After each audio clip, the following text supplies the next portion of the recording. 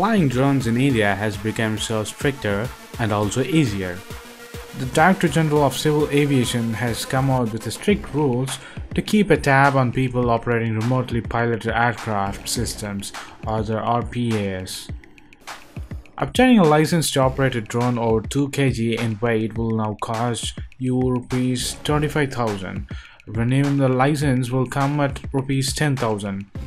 Not only that, anyone flying these drones will need formal training to do so from DGCA approved flying training organizations. These users, apart from the security agencies, must obtain a unique identification number, or the UIN. Next up, the DGCA has categorized RPAs into the 5 categories: Nano, which is below 250 grams, Micro from 250 grams to 2 kg, Small from 2 to 25 kg, Medium to 25 to 150 kg, and Large above 150 kg. For imported RPAs, import clearance from DGCA and the import license from DGFC are required before applying for a UIN. According to the guidelines manual issued by the DGCA, says the Chief B.S. Bullar. People who want to operate these drones must be above 18 years of age, should have passed at least 10th exam in English, and should either obtain a security clearance from the Union Home Ministry or submit self-attached copies of at least 2 out of 3 valid identity proofs, passports, driving license or Aadhaar card, or the proof card of India, says manual. In case of foreign remote pilots employed by the Indian entity, the DGCA shall forward their documents for clearance to security agencies in accordance with the procedures being followed for Foreign Aircrew Temporary Authorizations pilot. The remote pilot training will not be needed for Nano and Micro category RPA pilots intending to operate in uncontrolled airspace. Finally, the flying permit. After getting the UIP number, the operators wishing to fly drones over 2 kg will have to apply for Unmanned Aircraft Operator Permit UAOP through the Digital Sky platform along the fee of Rs 25,000. However, the security agencies will not need this permit. Among documents required for this, permission of a land or property owner, details of remote pilots along with the security clearance from MHA. So what do you think of India finally putting some rules for flying domestic drones and foreign imported drones for civil, commercial or anything used as a toy also? Will this be helpful, or these are all protected rules than other countries including US, European Union and China?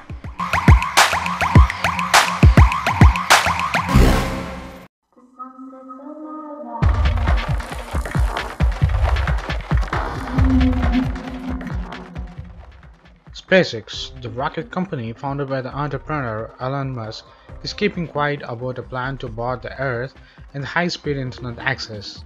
During a press briefing with Musk about the Falcon Heavy rocket launch, Business Insider inquired about the Starlink, a global internet network project is informally known to know available.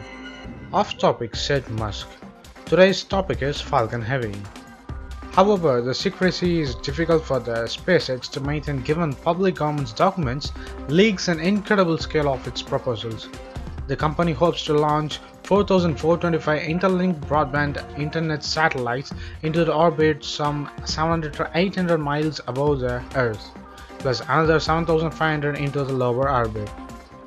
Musk's company has filed several documents with federal communication commissions related to an early test of Starlink, which involves the launch of 2 small telecommunication satellites called Microsat 2A and Microsat 2B.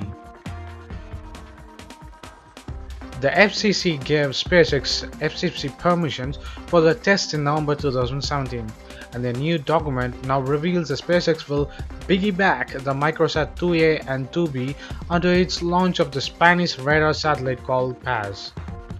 The mission is slated to lift off from Vandenberg Air Force Base on Saturday at 9:14 a.m. Eastern Time of US aboard a Falcon 9 rocket, according to Spaceflight Now. Why the SpaceX wants to become an internet service provider? Here are some reasons to find out. SpaceX is looking to corner an increasingly competitive race to establish a fast, pervasive, and affordable internet access. The company thinks such a market is worth tens and if not hundreds of billions of dollars a year and will grow only more and more to people get online. The space-based satellite network that communicates with the cheap ground stations thinking goes could circumvent the headaches and the expense of an on-ground technologies. The common challenges associated with the siting and digging trenches, laying fibers, and dealing with the property rights are materially alleviated through a space-based broadband network, said Patricia Cooper, SpaceX Vice President of Satellite Government Affairs, wrote in a May 2017 congressional testimony. A true global space-based internet network, if low-cost or provided for free to some regions, could solve equal access issues by pathing the whole planet with 1 Gbps internet. The global average for the internet speed per user in late 2015, according to Akamai's State of Internet report, was 5.1 Mbps. That's about 200 times slower than SpaceX's target, with most of the highest speeds tied up in the cable and the fiber optic connections. In July 2016 legal filing, SpaceX also pointed out that 4.2 billion people are offline for a wide range of reasons, but often also because the necessary connectivity is not present or not affordable, citing a July report by UNESCO's Broadband Commissions for Sustainable Development. So what is the mission for the microsats, which is piggybacking with the Spanish satellite with SpaceX? Musk first discussed the satellite constellation project in January 2015. Later filing for an FCC applications to the best basic technologies that would support it at the time, said Musk. We are really talking about something which is in the long term, like rebuilding the internet in space. The goal will be to have a majority of the long distance internet traffic go over this network and about 10% of local consumers and business traffics. So that's still probably 90% of people's local access will come from the fiber, but will be doing and to do 10% of businesses to the consumer direct and more than half of the long distance traffics. About 1,738 active satellites are currently orbiting the Earth, according to a database compiled with the Union of Concerned Scientists. In addition, roughly 2,600 dead satellites are likely floating in the space.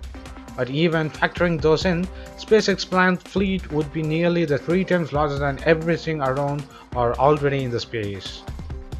The new FCC document suggests that the test pair of the satellites will be sent to orbit about 318 miles above the Earth. By comparison, the International Space Station orbits the planet about 250 miles up. Once in orbit, the SpaceX will use the satellite to test the communication with a number of ground stations, including the mobile vans and stationary sites, according to the latest FCC documents. The list of connections includes the office of Musk's electric car company, Tesla, which sells the internet-connected vehicles. SpaceX's latest FCC filing also indicates that the company is working with partners in the Brewster, Washington, and Cordoba, Argentina, Tomoso, Norway, and Aurora in New Zealand for its broadband network test.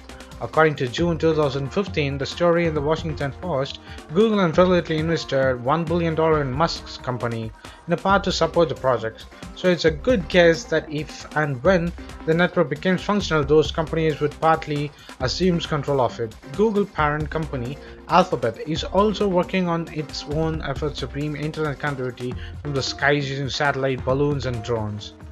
SpaceX is not alone in the quest to dominate the global high-speed internet from space.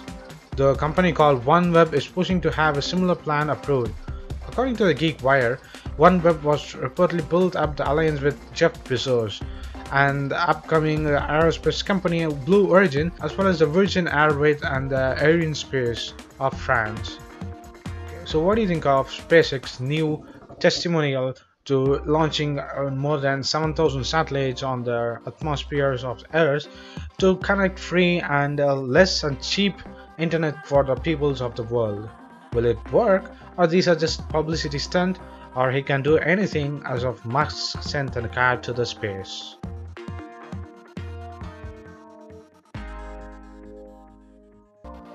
Post your comments below, and if you like this video, please give a thumbs up. and follow us on social networks and subscribe to our channel. And thanks for watching. This is WC Daily. Think big, think different. Bye.